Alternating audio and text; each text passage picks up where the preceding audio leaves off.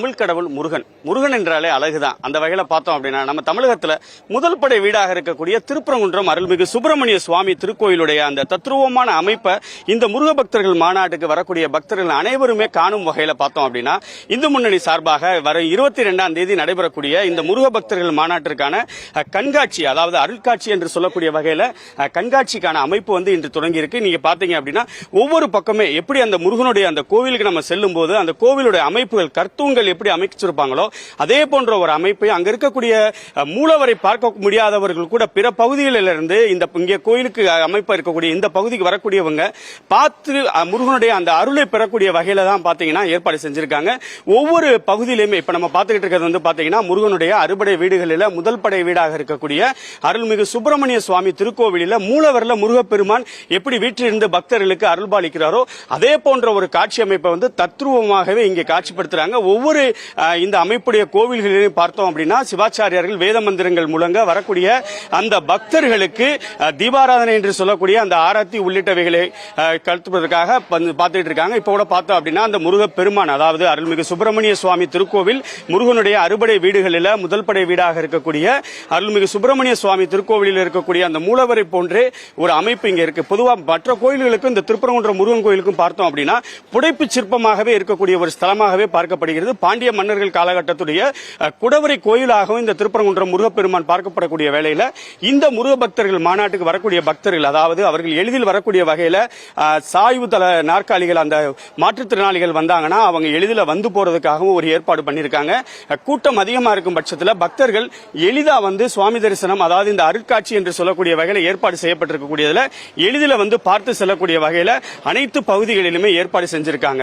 மொத்தத்தில் பார்த்தோம் அப்படின்னா இந்த முருக பக்தர்கள் மாநாட்டிற்கான முதல் படை வீட்டில் வரக்கூடிய பக்தர்கள் சுவாமி தரிசனத்துக்கு பிறகு செல்லக்கூடிய பகுதிகள் முழுவதும் எப்படி நம்ம அந்த முருகன் கோயிலுக்கு போகும்போது எல்லா பகுதியிலுமே அந்த கற்தூண்களும் அந்த ஒவ்வொரு சிலைகளில் இருக்கக்கூடிய அந்த விக்கிரகங்கள்லாம் இருக்குமோ அதே போன்றுதான் ஒரு அமைப்பை வந்து இங்க ஏற்படுத்தியிருக்காங்க.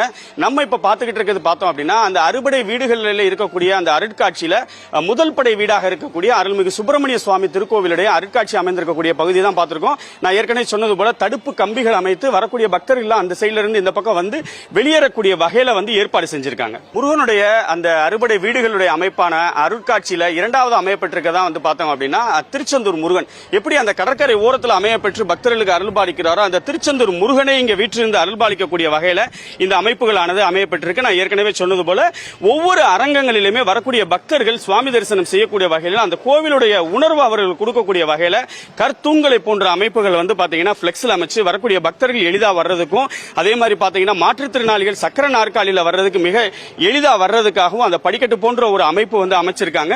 ஒவ்வொரு இடங்களிலுமே அந்த கருவறையில் இருக்கக்கூடிய முருகப்பெருமான் எப்படி இருப்பாரோ அதே போன்று இங்க அமைக்கப்பட்டிருக்கு. ஒவ்வொரு இடங்களில் இருக்கக்கூடிய அந்த முருகப்பெருமானுடைய அருட்காட்சியில் வரக்கூடிய பக்தர்களுக்கு சுவாமி தரிசனம் செய்யக்கூடிய வரைக்கும் இங்க கூட நீங்க பார்க்கலாம் முருகப்பெருமான், அதாவது அந்த திருச்செந்தூர் முருகப்பெருமான் கையிலே வேலையேந்தி வரக்கூடிய பக்தர்களுக்கு அருள்பாலிக்கக்கூடிய வண்ணம் இருக்கக்கூடிய ஒரு காட்சியை நம்மால் காண முடிகிறது. எப்படி ஒவ்வொரு கோவிலுமே அந்த மூலவர் இருப்பார், அந்த மூலவரை மிக அருகில தரிசனம் செய்ய முடியாத பக்தர்கள் கூட இங்கு வரக்கூடிய நேரத்தில் அதுவும் ஒரே இடத்துல அறுபடை முருகனையும் தரிசனம் செய்யக்கூடிய வகையில இங்க ஏற்பாடு செஞ்சிருக்காங்க. ஒவ்வொரு பக்தர்களுமே எளிதா வந்து சுவாமி தரிசனம் செய்யக்கூடிய வகையில இந்த ஏற்பாடுகள் செய்யப்பட்டிருப்பது குறிப்பிடத்தக்கது. தற்போது நம்ம பார்த்துட்டு இருக்கிறது வந்து பாத்தீங்கன்னா இரண்டாம் படை வீடாக இருக்கக்கூடிய திருச்செந்தூர் முருகனுடைய கோவிலுடைய அந்த ஸ்தலத்தை போன்ற ஒரு அமைப்பு தான் இங்க இருக்குது. இது வந்து இரண்டாம் படை வீடு. முருகனுடைய மூன்றாம் படை வீடு திண்டுக்கல் மாவட்டம் பழனியில வீட்டிலிருந்து அருள்பாலிக்கக்கூடிய அந்த முருகப்பெருமானுடைய கருவறையில எப்படி இருப்பாரோ அதே போன்ற ஒரு அமைப்பை ஏற்படுத்தியிருக்காங்க. குறிப்பா பார்த்தோம் அப்படின்னா ஒவ்வொரு விசேஷ நாட்கள்லையும் தமிழகத்தோட பல்வேறு பகுதிகளிலிருந்து பக்தர்கள் வந்து பாத்தீங்க அப்படின்னா அரோகரா அப்படின்ற கோஷம் முழங்க காவடி எடுத்துட்டு வரக்கூடிய ஒரு ஸ்தலமாகவே இந்த பழனி ஸ்தலம் பார்க்கப்படக்கூடிய நிலையில முருகன் அங்க எப்படி ராஜ அலங்காரத்தில் இருப்பாரோ அதே அலங்காரத்தில் இங்க வீட்டிலிருந்து பக்தர்களுக்கு அருள்பாலிக்கிறாங்க. கோவிலுக்குள்ள அமைப்பு வரும்போது எப்படி இருக்குமோ அதே போன்ற அந்த கருவறை அமைப்பை போன்று இந்த மூன்றாம் படை வீடாக இருக்கக்கூடிய பழனிமலை முருகனுடைய ஸ்தலம் அமையப்பெற்றுள்ள இங்கேயும் அமைச்சிருக்காங்க. ஒவ்வொரு இடங்களிலுமே அந்த மூலவரில் இருக்கக்கூடிய அந்த விக்கிரகம், அதாவது முருகப்பெருமான் எப்படி வீற்றிருந்து அருள்பாலிக்கிறோ கைகளில் அந்த வெற்றி என்று சொல்லக்கூடிய அந்த வேலை எப்படி பிடித்திருக்கிறோ அதே போன்ற ஒரு அமைப்பை இங்க ஏற்படுத்தியிருக்காங்க. ஒரே இடத்துல ஒரே நாள்ல ஒரே நேரத்தில் அறுபடை வீடு முருகனையும் தரிசனம் செய்யக்கூடிய வகையில இந்த முருக பக்தர்கள் மாநாட்டிற்கு வரக்கூடிய பக்தர்கள் தரிசனம் செய்யக்கூடிய வகையில பார்த்தோம் அப்படின்னா இப்ப நம்ம பார்த்துக்கிட்டு இருக்கிறது மூன்றாம் படை வீடு திண்டுக்கல் மாவட்டம் பழனியில வீற்றிருந்து அருள்பாலிக்கக்கூடிய முருகன் கைகளில் அந்த வேலையேந்தி ராஜ அலங்காரத்தில் வீற்றிருந்து பக்தர்களுக்கு அருள்பாலிக்கக்கூடிய ஒரு காட்சியை தான் நம்ம பார்த்துக்கிட்டு இருக்கோம்.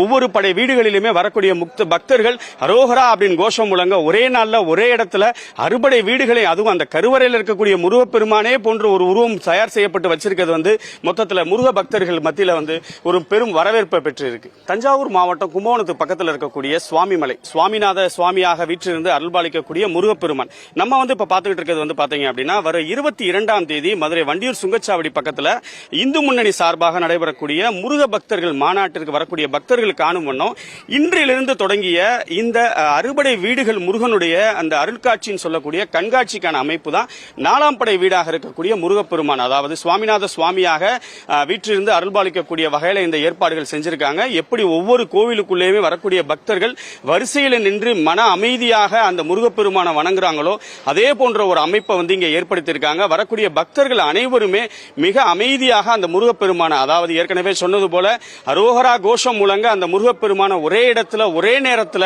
அறுபடை முருகனையுமே தரிசனம் செய்யக்கூடிய வகையில் இந்த ஏற்பாடுகள் செஞ்சிருக்காங்க.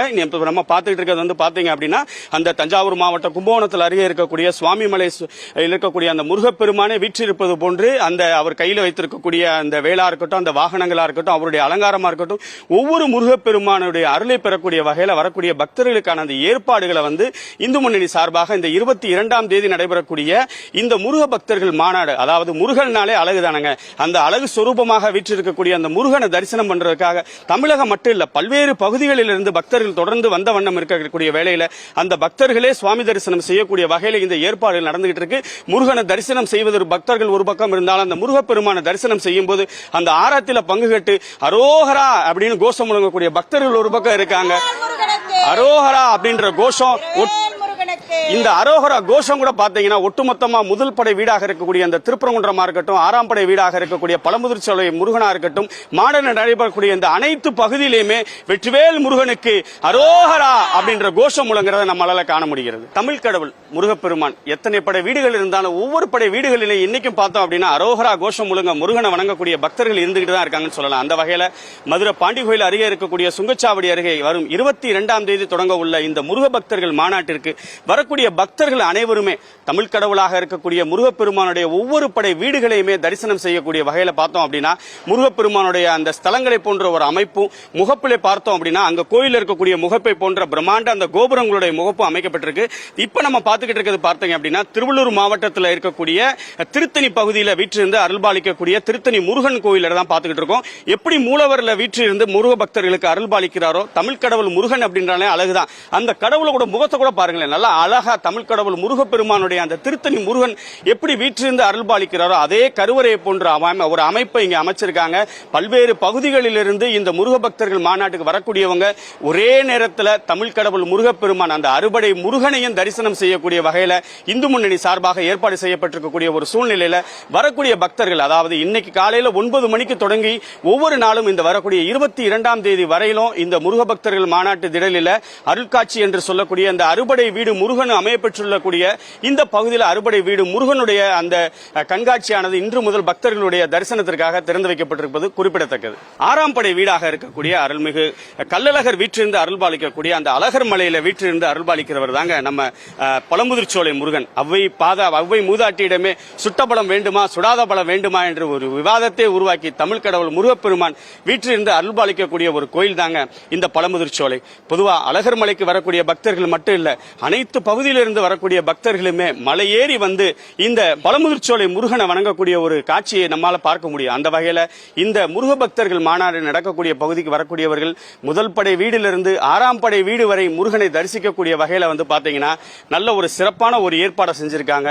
ஒவ்வொரு அந்த முருகப்பெருமானுமே அவருடைய கைகளில அவர் இந்த வேலை ஏந்தி நல்ல அலங்காரத்தோடு இருக்கக்கூடிய ஒரு காட்சியை நம்மால காண முடிகிறது. எப்படி கருவறையில அந்த முருகப்பெருமான் வீற்றிலிருந்து ஒவ்வொரு திருத்தலங்களையும் பக்தர்களுக்கு அருள்பாலிக்கிறாரோ அதே போன்றுதான் பார்த்தோம் அப்படின்னா முதல் படை வீடு தொடங்கி 6ஆம் படை வீடு வரையிலும் ஒவ்வொரு ஸ்தலங்களிலுமே அந்த முகப்பு பகுதியில் அந்த கோவில்களில் இருக்கக்கூடிய அந்த கோபுரங்கள் போன்று, அதாவது திருப்பரங்குன்றமா இருக்கட்டும், திருத்தணியா இருக்கட்டும், திருச்செந்தூரா இருக்கட்டும், சுவாமிமலையா இருக்கட்டும், பழனியாக இருக்கட்டும், நம்ம இப்ப பார்த்துக்கிட்டு இருக்கக்கூடிய பழமுதிர்ச்சோலை, இப்படி தமிழ் கடவுள் முருகப்பெருமானுடைய அறுபடை வீடுகளையுமே தத்ரூபமாக இங்க பக்கத்துல வண்டியூர் சுங்கச்சாவடி பக்கத்தில் நடக்கக்கூடிய 22ஆம் தேதி நடக்கக்கூடிய முருக பக்தர்கள் மாநாடு வரை இன்று தொடங்கி ஒவ்வொரு நாளும் நாளும் 12 மணியிலிருந்து 4 மணி வரை இடைவேளை விட்ட பிறகு அனைத்து பக்தர்களுமே வந்து தரிசனம் செய்யக்கூடிய வகையில மிக சிறப்பா ஏற்பாடு பண்ணியிருக்காங்க.